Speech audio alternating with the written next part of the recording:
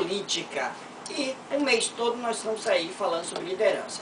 Esse é um tema aí que está mexendo com o pessoal no WhatsApp está comentando. Então quem quiser um alô, quem quiser um olá, vai no nosso blog, deixe sua mensagem, vai no nosso Facebook, deixe sua mensagem. O nosso blog é Programa Papo Cabeça, itz.blogspot.com. Facebook, Programa Papo Cabeça, ITZ. WhatsApp, 8149-5455. Fone, 2101-0808. Celular, 9125-5848. Aqui é uma produção da Global Mídia, Publicidade e Propaganda. Apresentação, Flávio Oliveira.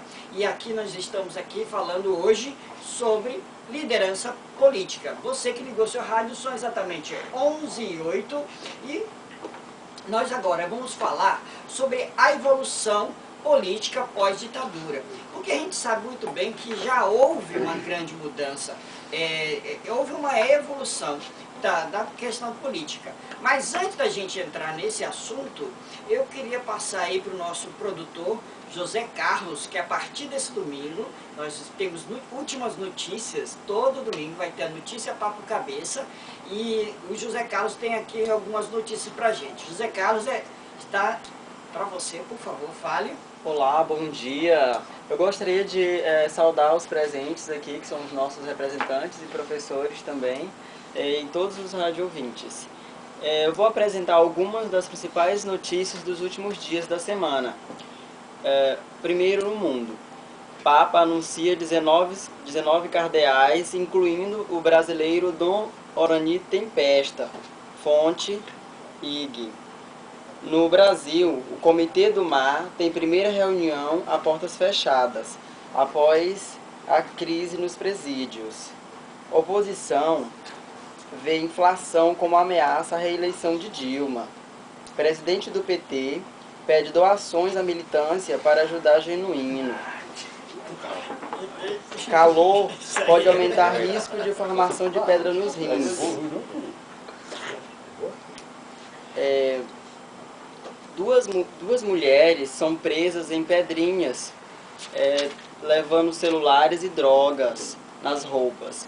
E Flávio, essas foram uma das principais notícias dos últimos dias. Você vê uma notícia aí que mexeu com todo mundo aqui, deixou todo mundo alvoroço aí, inclusive já tira até R$1 aqui para ajudar Genuíno, né? Eu acho que ele precisa de ajuda realmente. Ô Flávio, essa notícia aí mexeu um pouco aqui com o nosso tema. Não, antes de entrar no próximo assunto, só quero comentar uma coisa que o Jorge falou sobre a Primavera Árabe. Aquilo realmente é uma liderança política que ela é desconsiderada no mundo ocidental. Tá? Hoje você vê os árabes, aquele mundo árabe representa quase 1 bilhão de habitantes. A Índia passa de 1 bilhão, a China passa de 1 bilhão e a gente fala em liderança só do Ocidente, Estados Unidos, Brasil, Alemanha e tal. Então, esse posicionamento do Jorge é muito importante, que essas lideranças que são mais naturais, elas não têm esse marketing todo, elas são decisivas em questões políticas mundiais. Tá? Hoje os ayatollahs no Irã, se eles resolvem fazer alguma bobagem, o mundo está com problemas. Né? Assim como algum líder chinês resolve fazer alguma bobagem, são 1,5 bilhão de pessoas que vão seguir o que ele vai falar. Você tem esse novo da Coreia do Norte, que para matar o tio ele jogou para os cachorros. Então, essas lideranças que normalmente são desprezadas por nós, né, que nós não discutimos isso, hoje talvez sejam muito mais importantes do que qualquer outra, principalmente que elas são lideranças legítimas e radicais. E pior que aqui no Ocidente, Barack Obama, George Bush, fizeram tantas e tantas bobagens também, e muita gente seguiu. Né? E fica estigmatizando, inclusive, os líderes árabes. Todo mundo acha que eles são terroristas, acha que eles são tal, porque a imprensa ocidental rotulou esse pessoal assim. E não é bem assim. Você vê que Ariel Sharon morreu ontem, e estavam alardeando como uma pessoa que lutou muito pela paz. Ariel Sharon lutar pela paz, é brincadeira o negócio desse. Nunca. Ariel Sharon, ele foi o primeiro terrorista. É. Pelo amor de Deus, um assassino, confesso, perdoa. Barack Obama ganhou o Prêmio Nobel da Paz. Pronto, aí não precisa dizer mais nada. Bom, mas voltando a falar sobre a questão da evolução, eu percebo, tá, na minha análise, eu percebo que houve uma evolução, porque antes você não tinha toda essa liberdade que a gente tem hoje, né? Que é essa liberdade de poder falar. O próprio Gabriel, que pensador, se tivesse na época da ditadura, ou se fosse qualquer coisa, estaria preso, estaria, né, apanhando e tal. Então, e houve uma mudança de pensamento das pessoas, desde a ditadura até hoje. Você pode ver até sobre os líderes que foram se posicionando. Então, existe essa evolução política, tá? Isso é real.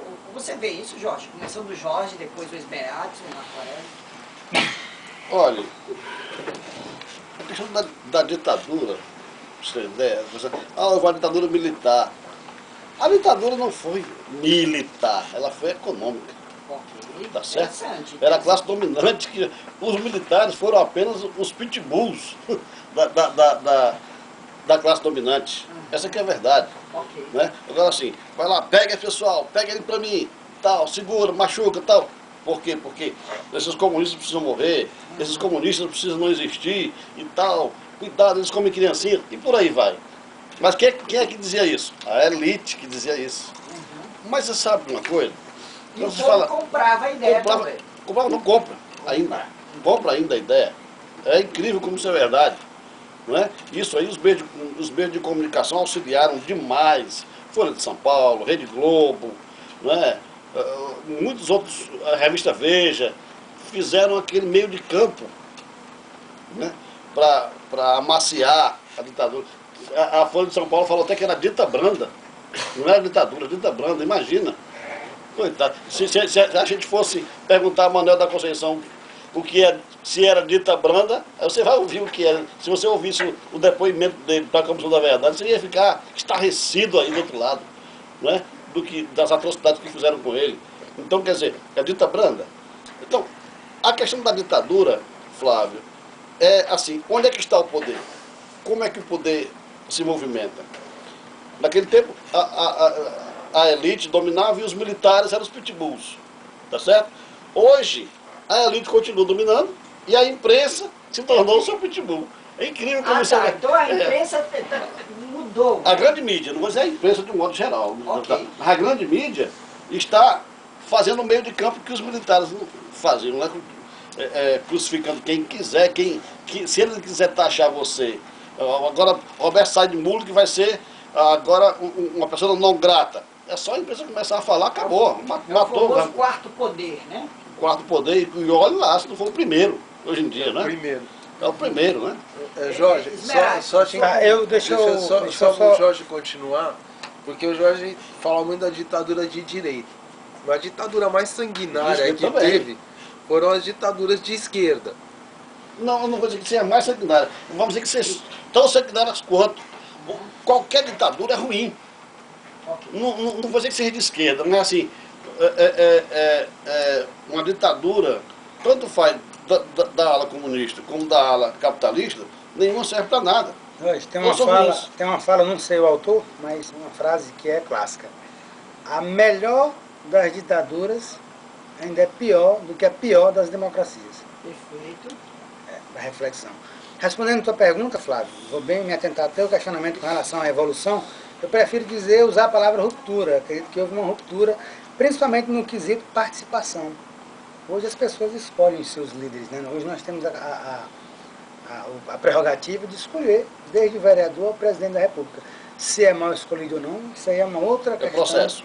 Uma outra discussão. Eu acredito que a evolução principal é essa.